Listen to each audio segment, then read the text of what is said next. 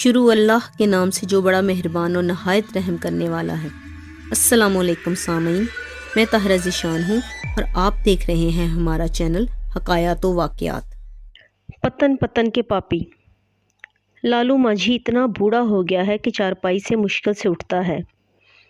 کہتا ہے کہ اس کی عمر 100 سال سے زیادہ ہے، لیکن پیدائش کا سن اسے یاد نہیں۔ اس نے کہا کہ میں تو مچھلیوں کی طرح دریا کے اندر ہی کہیں پیدا ہوا تھا۔ باپ مانجھی تھا، اس کا باپ بھی مانجھی تھا۔ میں نے ساری عمر دریا میں گزار دی ہے۔ اب میرے بیٹے اور ان کے بیٹے دریا سے روزی کما رہے ہیں۔ پھر تو آپ نے بے شمار سیلاب دیکھے ہوں گے، میں نے لالو مانجھی سے کہا۔ بہت سے انسانوں کو ڈوبتے اور تیرتے دیکھا ہوگا، بہتوں کو آپ نے بچایا ہوگا، آپ نے بہت سے حادثے دیکھے ہوں گے۔ ہاں بیٹا، میں نے بہت کچھ دیکھا ہے۔ جس طرح یہ دریا کبھی ختم نہیں ہوتا، اسی طرح اس کی کہانیاں بھی کبھی ختم نہیں ہوتی۔ میری عمر لوگوں کو دریا پار کراتے گزر گئی ہے۔ میں نے دنیا نہیں دیکھی کہ کتنی بڑی ہے، مجھے تو یہ بھی نہیں پتا کہ جہلم شہر کتنا بڑا ہے۔ میری زندگی اس پتن سے اس پتن تک کشتی کھیلتے گزری ہے۔ میں نے پتن سے پتن تک جو کچھ دیکھا ہے وہ نہ جہلم شہر والوں نے دیکھا ہے اور نہ دنیا والوں نے۔ میری کشتی میں لاشوں نے بھی دریا پار کیا ہے اور باراتوں نے بھی۔ اب تو ہر طرف سڑکیں بن گئی ہیں، پل اتنے ہو گئے ہیں کہ لوگوں کو کشتیوں کی ضرورت نہیں رہی، پتن اجڑ گئے ہیں۔ میں نے تو وہ زمانہ دیکھا ہے جب بیڑی پتن دریا پار کرنے والوں سے اٹے رہتے تھے، آدھی رات کو بھی مسافر آتے جاتے تھے۔ میں نے اسے کہا، بابا جان، آپ نے اپنی اتنی لمبی دریائی زندگی میں بہت سارے واقعات اور حادثات دیکھے ہوں گے، کوئی ایسا واقعہ سنائیں جس نے آپ کے دل پر بہت ہی گہرا اثر کیا ہو۔ وہ سوچوں میں گم ہو گیا، اس کی آنکھیں بند ہو گئیں۔ پھر وہ بولا، دریا کا کوئی بھی واقعہ ایسا واقعہ نہیں ہوتا جو دل پر گہرا اثر نہ کرے۔ واقعہ یہی ہوتا ہے جسے تم حادثہ کہتے ہو کہ کوئی آدمی دریا میں ڈوب گیا۔ کسی آدمی کا ڈوب جانا معمولی واقعہ نہیں ہوتا۔ میرے سامنے ہزارہا انسان ڈوب چکے ہیں، کشتیاں بھی الٹتی رہی ہیں۔ میری جوانی میں ایک بار پوری کی پوری بارات ڈوب گئی تھی۔ کبھی کبھی پیچھے سے ایک لاش بہتی ہمارے قریب سے گزر جاتی تھی، اور جب سیلاب آتا تھا تو کوئی گن بھی نہیں سکتا تھا کہ کتنے انسان ڈوب گئے ہیں۔ اس نے آہ بھری اور کانپتی ہوئی آواز میں کہنے لگا، تم اس وقت پیدا بھی نہیں ہوئے ہوگے جب یہ دریا خدا کا قہر بن گیا تھا۔ مجھے سیلاب کا سن اچھی طرح یاد ہے، 1933 تھا۔ ایسا سیلاب نہ کبھی پہلے آیا اور نہ پھر کبھی آیا ہے جب شہر آدھا ڈوب گیا تھا۔ لوگ گھروں میں سوئے ہوئے تھے، سیلاب نے انہیں اٹھ کر بھاگنے کی مہلت بھی نہیں دی تھی۔ رات کا دوسرا پہر تھا، پیچھے سے گاؤں کے گاؤں بہتے چلے آ رہے تھے۔ آپ اس وقت اسی گھر میں تھے؟ میں نے پوچھا۔ آپ بھی سوئے ہوئے ہوں گے۔ میں اس وقت دریا میں تھا، سویا ہوا نہیں تھا، اس نے جواب دیا۔ کشتی بڑی نہیں چھوٹی تھی۔ میرے ساتھ 2 مسافر تھے، ایک نوجوان لڑکی اور ایک جوان آدمی۔ میں تمہیں انہی کی کہانی سنانے لگا ہوں۔ میں چاندی کے روپوں کے لالچ میں ان کے گناہ میں شریک ہو گیا تھا۔ خدا نے مجھے سزا دی لیکن جلدی بخش دیا۔ قصہ یوں ہے بیٹا، سورج غروب ہونے والا تھا۔ اس وقت میری عمر 50 سال تھی، شاید اس سے ذرا کم یا زیادہ ہو۔ میرے دونوں بیٹے بڑی کشتی لے گئے تھے۔ میں پتن سے تھوڑی دور دریا کے کنارے کھڑا تھا، وہاں ماہی گیروں کی کشتیاں بندھی ہوئی تھیں۔ ایک آدمی ٹہلتا ٹہلتا میرے پاس آیا۔ وہ کسی کھاتے پیتے زمیندار کا بیٹا معلوم ہوتا تھا، کیونکہ اس نے 2 گھوڑا بوسکی کا کرتا پہن رکھا تھا اور سر پر مشہدی لنگی تھی۔ وہ میرے پاس آ کر کھڑا ہو گیا اور ادھر ادھر کی باتیں کرنے لگا۔ میں بھی اس کے ساتھ گپ شپ لگانے لگا۔ وہ ایسے دوستانہ طریقے سے باتیں کر رہا تھا کہ مجھے وہ بہت ہی اچھا لگا۔ اس کی عمر 30 سال سے 2-3 سال کم ہوگی۔ اس نے مجھ سے پوچھا، ایک پھیرے کے کتنے روپے لوگے؟ میں نے اسے بتایا تو کہنے لگا، اگر میں اس سے تگنے روپے دوں تو میرا کام کرو گے؟ میں چپ رہا تو اس نے کہا، گھبراؤ نہیں، میں چور ڈاکو نہیں ہوں، سیر سپاٹا کرنا چاہتا ہوں۔ میں نے پوچھا کہ کیا کام ہے؟ اس نے کہا، پہلا کام یہ ہے کہ تم کسی کو نہیں بتاؤ گے کہ تم نے میرا کام کیا ہے، اور اصل کام یہ ہے کہ رات کے وقت مجھے دریا پار کرانا ہے، لیکن یہاں سے نہیں، یہاں سے 2 میل اوپر کی طرف۔ میرے ساتھ ایک لڑکی ہوگی، کشتی بہتے رخ پر نہیں آئے گی، ہم اوپر دریا کے الٹے رخ جائیں گے اور 2-2.5 میل دور پار لگیں گے۔ میں اللہ پاک کی قسم کھا کر کہتا ہوں کہ تم ہر طرح محفوظ رہو گے، تمہیں کوئی نہیں پکڑے گا۔ میں نے پوچھا، لڑکی کون ہے؟ وہ تمہارے ساتھ گھر سے بھاگ رہی ہے؟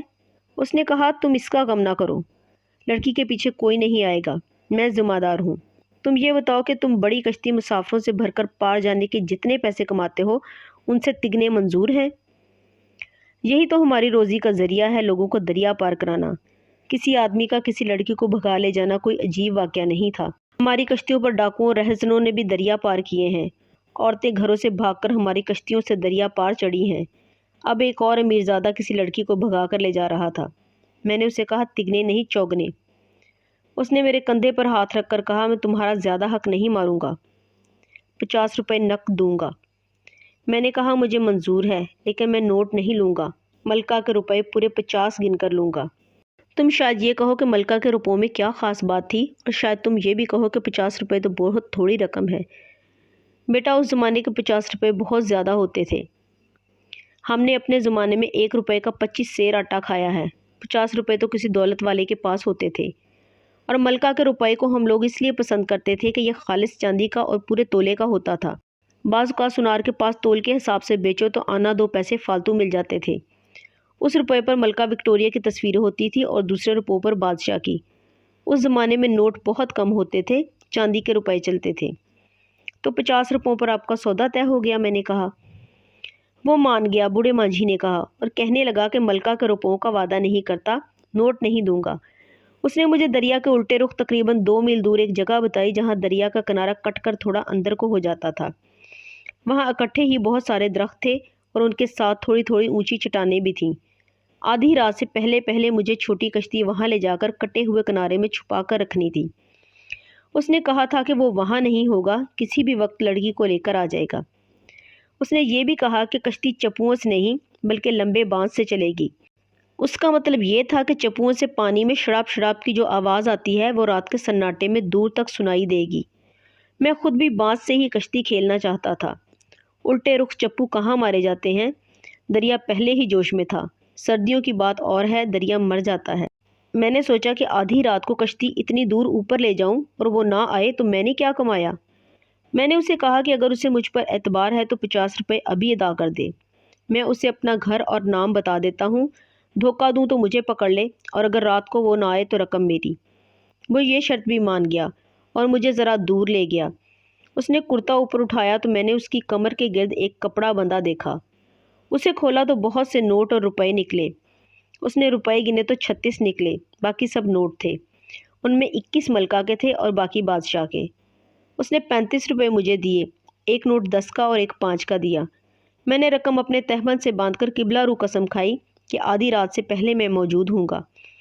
میں نے اس سے پوچھا کہ وہ لڑکی کو کہاں لے جائے گا، وہ خود کہاں کا رہنے والا ہے اور سارا قصہ کیا ہے۔ اس نے کہا، تمہارا اس سے کوئی مطلب نہیں، تم اپنی رقم اور اپنے وعدے سے مطلب رکھو کہ کسی کو پتہ نہیں چلنے دو گے۔ اگر تم نے ہمیں اس جگہ کنارے لگا دیا جو میں نے بتائی ہے تو 10 روپے انعام بھی دوں گا۔ مجھے ڈر یہ ہے کہ دریا زوروں پر ہے۔ میں نے ہنس کر کہا، دریا کا زور مجھ پر نہیں چلے گا، بڑے بڑے ہڑ دیکھے ہیں۔ پھر وہ چلا گیا۔ میں نے چھوٹی کشتی کی اچھی طرح دیکھ بھال کر لی اور گھر آ گیا۔ رات کو جب اپنے بیٹے واپس آئے تو انہیں بتایا کہ دریا کا آج کل کوئی بھروسہ نہیں، میں رات کو کسی وقت کشتیاں دیکھ آؤں گا، رسے نہ ٹوٹ جائیں۔ میرے بیٹوں کو معلوم تھا کہ ہمارا باپ خپتی ہے، جب آنکھ کھلے کشتیاں دیکھنے چلا جاتا ہے۔ انہوں نے مجھ پر کوئی شک نہ کیا۔ وہ تھکے ہوئے تھے، روٹی کا آخری نوالا منہ میں تھا کہ سو گئے۔ میں نے 50 روپے ان کی ماں کو دے دیے۔ دن بھر مشقت میں جتے رہنے والوں کی نیند بڑی سخت ہوتی ہے۔ پانی کی مشقت تو جسم توڑ دیتی ہے۔ رات کو مانجھیوں کے گاؤں میں دیکھو تو کہو گے یہ تو لاشیں ہیں۔ میں بالکل نہیں سویا۔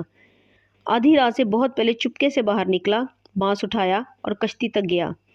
کشتی کھولی اور 2-4 دھکوں سے میں کنارے سے دور ہٹ گیا۔ اتنے تیز پانی میں الٹے رخ 2 میل کشتی لے جانا آسان نہیں تھا۔ نیند بھی آ رہی تھی، لیکن میں کشتی دھکیلتا گیا اور وہ جگہ آ گئی جہاں مجھے کشتی چھپانی تھی۔ وہاں پانی دریا کو کاٹ کر اندر گیا ہوا تھا، کشتی کو اندر لے گیا۔ وہاں سے میں کنارے پر کود گیا اور رسے سے کشتی کو کنارے کی طرف گھسیٹا، مگر وہاں سے پانی گھوم کر گزرتا تھا، اس لیے بھنور کی شکل بن گئی تھی۔ رسہ باندھنے کے لیے کنارے پر کچھ بھی نہیں تھا۔ درخت دور تو نہیں تھے، لیکن رسہ چھوٹا تھا۔ میں رسے کو پکڑ کر بیٹھ گیا۔ دریا لپک لپک کر مجھ سے کشتی چھین رہا تھا۔ عجیب مشکل تھی۔ رات کے اندھیرے میں کچھ بھی نظر نہیں آتا تھا، نہ میں اس آدمی کو آواز دے سکتا تھا۔ خدا نے کرم کیا کہ وہ جلدی آ گئے۔ مجھے ان کے قدموں کی آہٹ سنائی دی اور پھر میری پیٹھ کے پیچھے سے اس کی آواز سنائی دی، آ گئے ہو؟ میں نے کہا جلدی آؤ بھائی۔ میں نے کشتی کو اور گھسیٹ کر پکڑ لیا۔ اس آدمی نے ایک سوٹ کیس میرے ہاتھ میں دیا اور لڑکی کو بازوؤں میں لے کر کشتی پر چڑھا دیا اور خود بھی کشتی میں چلا گیا۔ وہ بیٹھ گئے تو میں سوٹ کیس اٹھائے کشتی میں چلا گیا۔ میں نے بہت جلدی کشتی کو کنارے سے دور کر دیا۔ پھر میں بانس کو پانی میں ڈال کر تہ پر دباتا تھا اور کشتی ذرا ذرا آگے بڑھتی تھی۔ میں نے محسوس کیا کہ پانی کا زور بڑھ رہا ہے۔ ہم لوگ پانی کے کیڑے ہیں، پانی کی بو سونگھ کر بتا دیتے ہیں کہ کیا تبدیلی آنے والی ہے۔ مجھے شک سا ہونے لگا کہ سیلاب آ رہا ہے، لیکن میں یہ نہیں بتا سکتا تھا کہ سیلاب معمولی ہوگا یا زیادہ۔ اگر دن کا وقت ہوتا تو میں پانی کی رفتار اور رنگ سے صحیح اندازہ کر لیتا۔ مجھے ذرا بھی شک نہ ہوا کہ آج رات جو سیلاب آ رہا ہے وہ جہلم کا سب سے زیادہ خوفناک سیلاب ہوگا۔ وہ دونوں میری طرف پیٹھ کیے بیٹھے تھے اور میں کشتی کے پچھلے کنارے پر کھڑا بانس کو تہ میں لے جا کر کشتی کو آگے دھکیل رہا تھا۔ میں لڑکی کے متعلق بھی سوچ رہا تھا کہ یہ گھر سے بھاگ آئی ہے، معلوم نہیں شادی شدہ ہے یا کنواری۔ اس کے ماں باپ اسے ڈھونڈ رہے ہوں گے اور شرم کے مارے کسی سے پوچھتے بھی نہیں ہوں گے کہ تم نے ہماری بیٹی کو کہیں دیکھا ہے۔ لڑکی نے چادر لپیٹ رکھی تھی۔ اندھیرا بھی تھا، اس لیے میں اس کا چہرہ نہ دیکھ سکا۔ اس کی عمر کا اندازہ اس کی آواز سے ہو رہا تھا۔ وہ نوجوان تھی، باتیں بھی ایسی بے حیائی سے کر رہی تھی جن سے پتہ چلتا تھا کہ شادی شدہ ہے یا کم از کم کنواری نہیں۔ کنواری لڑکیاں اگر دل کے ہاتھوں مجبور ہو کر گھر سے بھاگ بھی آئیں تو بھی ان میں شرم اور حیا ضرور ہوتی ہے۔ یہ لڑکی بے شرم تھی۔ اسے ذرا بھر ڈر یا غم نہیں تھا کہ وہ گھر سے بھاگ آئی ہے اور کہیں پکڑی بھی جا سکتی ہے۔ آدمی تو بالکل ہی بے حیا اور بدکار لگتا تھا۔ اس نے لڑکی کے ساتھ شرمناک حرکتیں شروع کر دیں اور لڑکی کہہ کہے لگا لگا کر ہنسنے لگی۔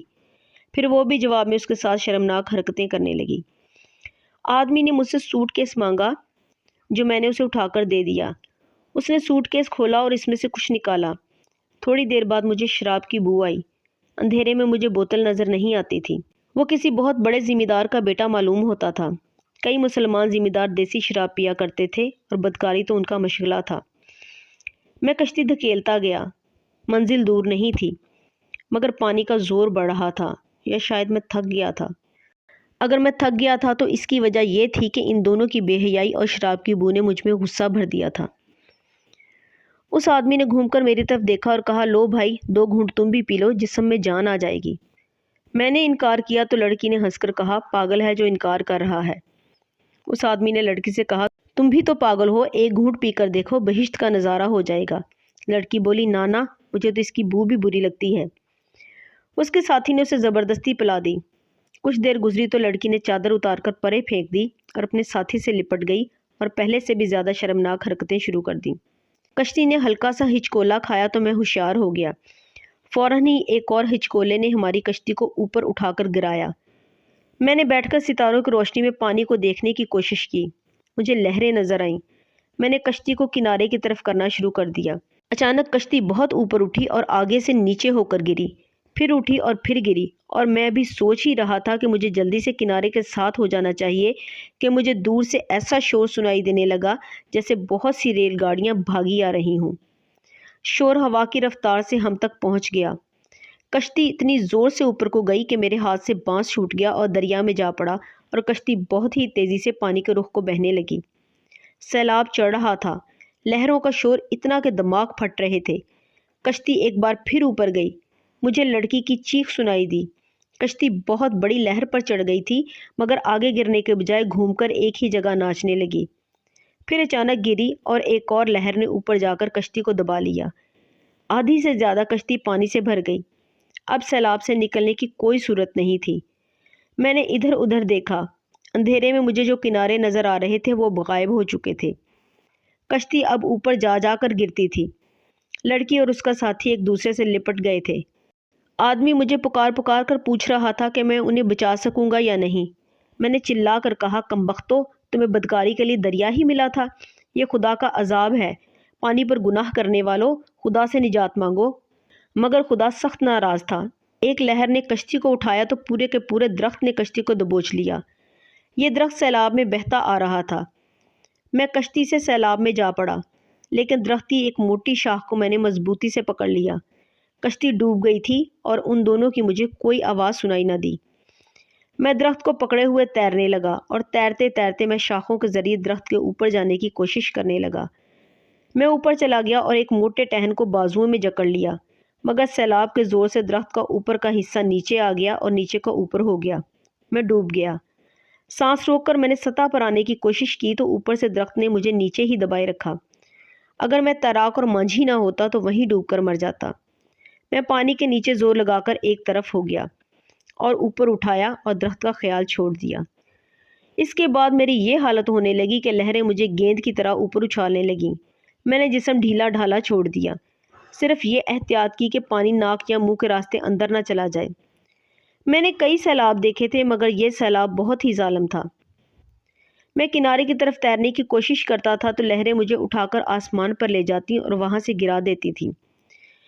وہ مجھے کنارے کی طرف نہیں جانے دے رہی تھیں۔ میرا سر چکرانے لگا اور میں ہار گیا۔ میرا گاؤں بہت دور پیچھے رہ گیا تھا۔ مجھے بالکل ہوش نہیں کہ جہلم کے دونوں پل، ریل کا اور سڑک کا، کس وقت گزرے۔ اس وقت جہلم پر یہی دو پل ہوتے تھے۔ آگے دریا چوڑا ہو گیا تو لہریں بھی پھٹنے لگیں۔ میں نے ٹوٹے ہوئے جسم کا سارا زور لگا کر ایک طرف کو تیرنے کی کوشش کی تو میں کچھ کامیاب ہونے لگا، مگر دریا تو بہت ہی پھیل گیا تھا۔ آخر میرا زور بالکل ہی ختم ہو گیا، بازو اور ٹانگیں اکڑ گئیں اور میں نے اپنے آپ کو اللہ کے حوالے کر دیا۔ پوری کوشش کرتا رہا کہ منہ پانی سے باہر رہے۔ آگے جا کر جب بچنے کی ساری امیدیں ختم ہو گئیں تو مجھے پاؤں کے نیچے زمین محسوس ہوئی۔ میں نے پاؤں زمین سے لگا دیا اور جب میں کھڑا ہوا تو پانی میری کمر سے ذرا اوپر تھا۔ میں بائیں طرف کو زور لگا کر ہٹنے لگا۔ پانی کا زور تو وہاں بھی تھا لیکن میں پاؤں جما کر مقابلہ کرنے کے قابل ہو گیا تھا۔ میں دراصل کھیتوں میں تھا۔ کرتے کرتے پانی میرے گھٹنوں تک آیا اور میں ایک درخت کے تنے سے ٹکرا کر رک گیا۔ میں تنے کو پکڑ کر درخت پر چڑھ گیا۔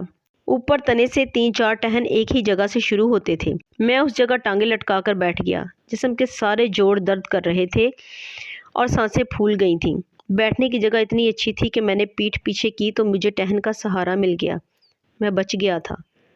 میرے دل پر کوئی خوف نہیں تھا۔ ہم دریاؤں سے ڈرنے والے انسان نہیں ہیں۔ میں نے پیٹھ پیچھے لگائی اور اطمینان سے آنکھیں بند کر لی اور مجھے فوراً نیند آ گئی۔ آنکھ کھلی تو سورج اوپر آ گیا تھا۔ میں نے ادھر ادھر دیکھا تو ایسے معلوم ہوتا تھا جیسے میں جاگا نہیں بلکہ خواب دیکھ رہا ہوں۔ جہاں تک نظر جاتی تھی صرف پانی نظر آتا تھا۔ نیچے دیکھا تو پانی مجھ سے 2 گز دور تھا۔ تنا پانی میں تھا۔ مجھے جہلم شہر نظر آ رہا تھا جو 7-8 میل دور تھا، جو گاؤں کنارے کے ساتھ تھے بہہ گئے تھے۔ میں ابھی نیچے نہیں اترنا چاہتا تھا۔ مجھے یقین تھا کہ میرے نیچے کھیت ہیں لیکن خطرہ یہ تھا کہ کہیں نہ کہیں کنواں ضرور ہوگا۔ میں درخت پر ہی بیٹھا خدا کے قہر کو دیکھتا رہا۔ وہ سارا دن اور اگلی ساری رات درخت پر ہی گزری۔ صبح آنکھ کھلی تو پانی اتر گیا تھا۔ کھیتیاں ننگی ہو گئی تھیں لیکن میں نے جو کچھ دیکھا وہ کبھی نہیں بھول سکوں گا۔ 50 سال گزر گئے ہیں، مجھے ایک ایک چیز یاد ہے۔ کھیتوں میں جگہ جگہ مردوں، عورتوں اور بچوں کی لاشیں پڑی تھیں۔ مویشی بھی مرے پڑے تھے۔ سیلاب نے کسی کا کچھ نہیں چھوڑا تھا۔ میں نیچے اترا اور کیچڑ میں چل پڑا۔ میں نے اس آدمی اور لڑکی کے متعلق سوچا تو ان دونوں پر لعنت بھیجی۔ انہوں نے بہتے پانی پر گناہ کیا تھا۔ سزا ہزاروں بے گناہ لوگوں کو ملی۔ اپنے گھر تک پہنچتے شام ہو گئی لیکن میرا گھر غائب تھا۔ ہماری کشتیاں اور مکان بہہ گئے تھے۔ جانی نقصان بہت تھوڑا ہوا تھا۔ اس کی وجہ یہ تھی کہ میری برادری کو پہلے خبر ہو گئی تھی کہ سیلاب آ رہا ہے۔ تباہی کا قصہ بڑا لمبا ہے۔ جہلم شہر میں بہت نقصان ہوا تھا۔ مکان گر پڑے اور لوگ دب کر بھی مرے اور گلیوں میں ڈوب بھی گئے تھے۔ کوئی 1 مہینہ لگا کر ہم نے اپنی جھگیاں پھر سے کھڑی کر لیں اور کشتیاں بنانے لگے۔ بہرحال فاقے کر کر کے ہم پھر روزی کمانے کے قابل ہو گئے اور بیڑی پتن پھر سے آباد ہو گئے۔ دریا پار کرنے کے لیے قریب اور دور کے دیہات کے لوگ آتے تھے۔ وہ ادھر ادھر کی باتیں سنایا کرتے تھے۔ ان کی زبانی ہمیں دور دراز کے علاقوں کی خبریں ملتی رہتی تھیں۔ ایک روز مسافروں کی زبانی میں نے سنا کہ 30-35 میل دور ایک گاؤں میں ایک نوجوان آدمی اور ایک نوجوان عورت کو ایک ہی وقت قے آنے لگی۔ ان کا رنگ نیلا ہو گیا اور 3-4 گھنٹوں بعد وہ مر گئے۔ سیانوں نے کہا کہ انہیں زہر دیا گیا ہے۔ سرکاری ڈاکٹر بہت دور تھا۔ لاشیں اس کے پاس لے گئے تو اس نے بھی کہا کہ انہیں زہر دیا گیا ہے۔ پولیس کو رپورٹ ہوئی مگر آج تک قاتلوں کا کھرا کھوج نہیں ملا۔ قاتلوں سے متعلق کسی کو شک نہیں تھا۔ آدمی کو اس کی بیوی نے اور عورت کو اس کے خاوند نے زہر دیا تھا۔ ثبوت یہ ہے کہ دونوں ان کے مرنے سے پہلے ہی غائب ہو گئے تھے اور آج 5 مہینے ہو گئے ہیں دونوں لاپتہ ہیں۔ میں نے یہ بات سنی تو میں کریدنے لگا۔ پتہ چلا کہ جس عورت کو زہر دیا گیا ہے اس کی شادی ہوئے 7 سال ہو گئے تھے اور جس نوجوان آدمی کو زہر دیا گیا ہے اس کی شادی ہوئے ابھی صرف 5 مہینے ہوئے تھے۔ اس کی بیوی کی عمر 18-19 سال تھی اور وہ بہت ہی خوبصورت تھی۔ یہ سب ایک ہی برادری کے تھے۔ ان کی یہاں بہت ساری زمینیں تھیں اور نہری علاقے میں مربے بھی تھے جو انہیں انگریز کی طرف سے ملے تھے۔ بڑی امیر کبیر برادری تھی۔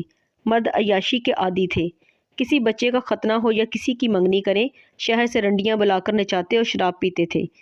ایسی عیاشیاں اپنی عورتوں کے سامنے کرتے تھے اور اس کے ساتھ ہی اپنی عورتوں پر پابندی بھی لگاتے تھے۔ اپنے خاوند کو زہر دینے والی لڑکی کا تعلق اس آدمی کے ساتھ تھا جس نے اپنی بیوی کو زہر دیا تھا۔ لڑکی 18-19 سال کی تھی اور آدمی 30 کا۔ لڑکی بہت خوبصورت اور شوخ تھی۔ شادی سے پہلے بھی ان دونوں کا تعلق تھا۔ وہ اس آدمی کے گھر آتی جاتی تھی۔ ایک روز اس آدمی کی بیوی اور اس لڑکی کی لڑائی ہو گئی تو بات مردوں تک پہنچی۔ مرد لاٹھیاں اور پستول اٹھائے باہر آ گئے۔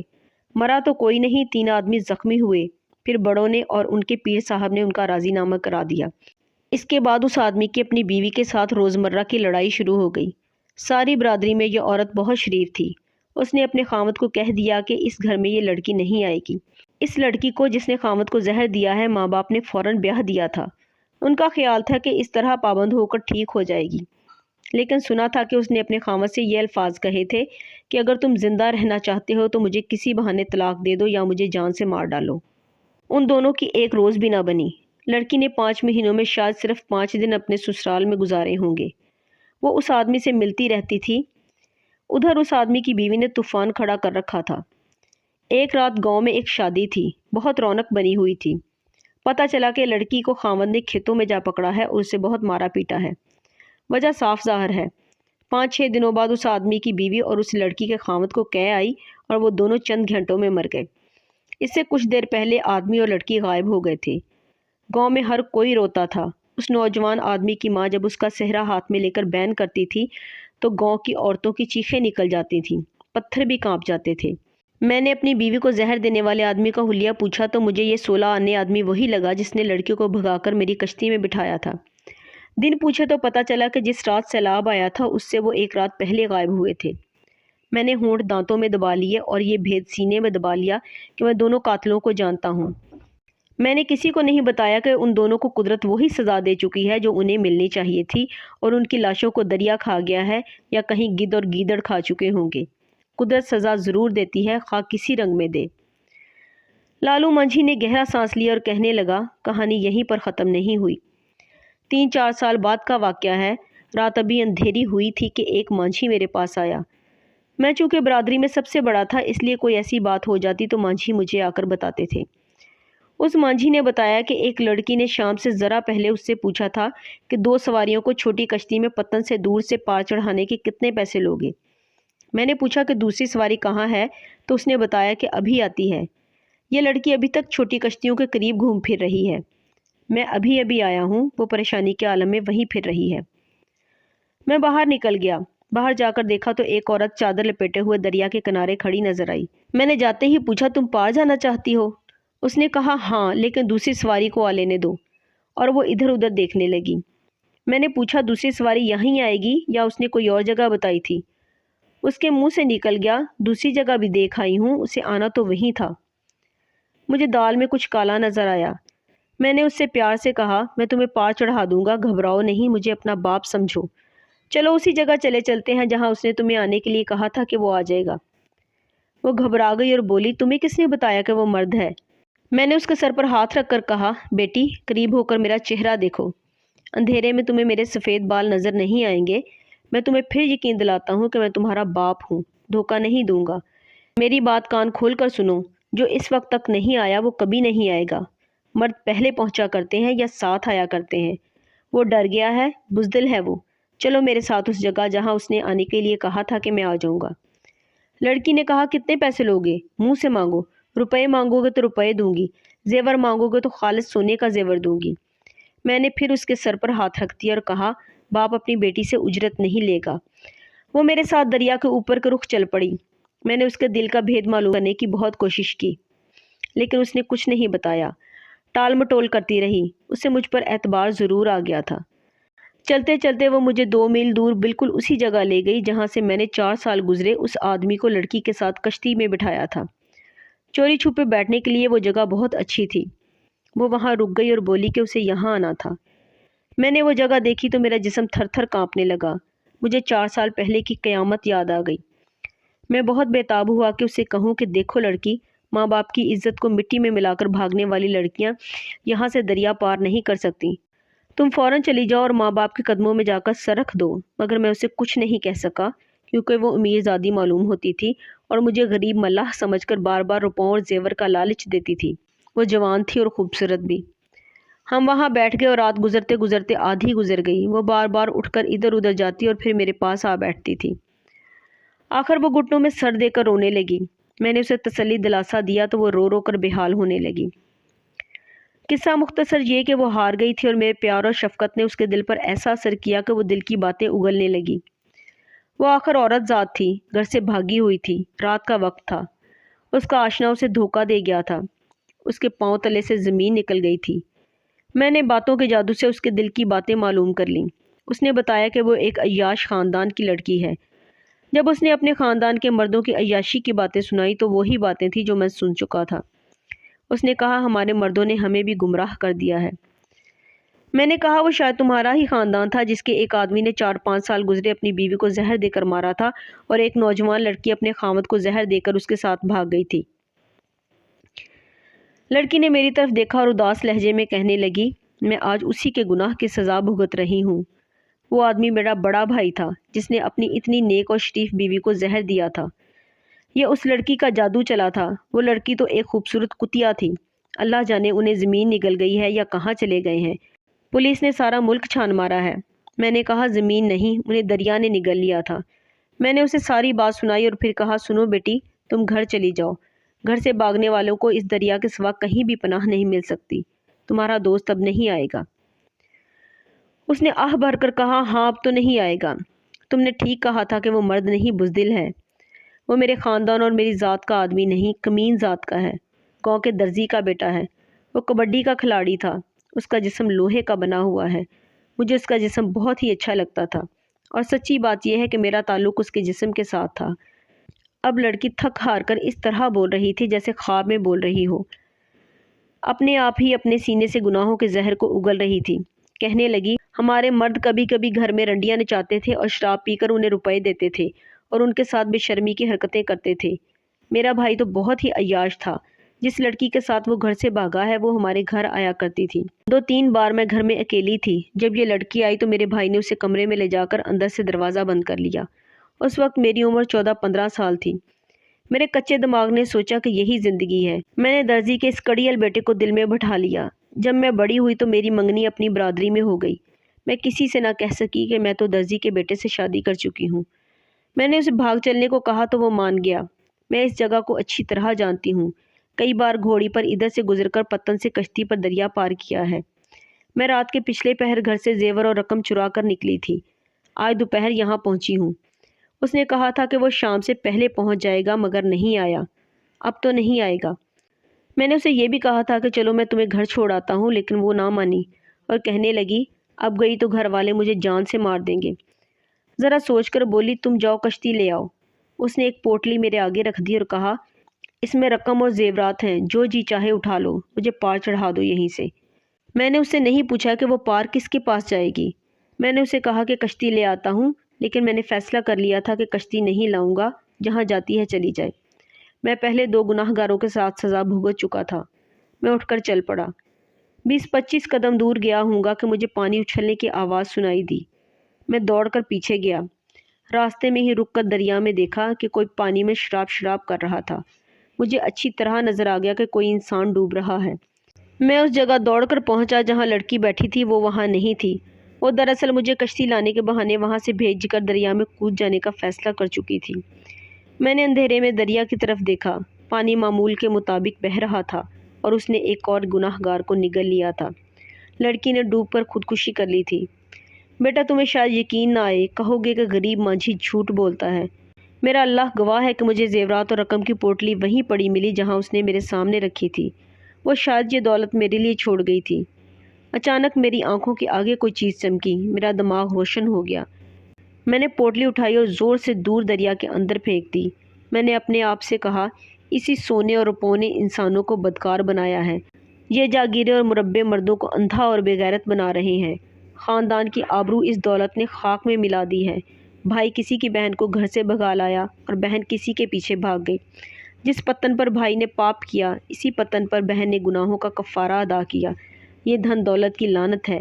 اور میں آہستہ آہستہ دریا کے کنارے کنارے پتن کی طرف چل پڑا۔ ایسی مزید ویڈیوز دیکھنے کے لیے ہمارے چینل کو سبسکرائب کریں تاکہ ہماری نئی ویڈیوز کی نوٹیفیکیشن آپ کو بر وقت ملتے رہیں۔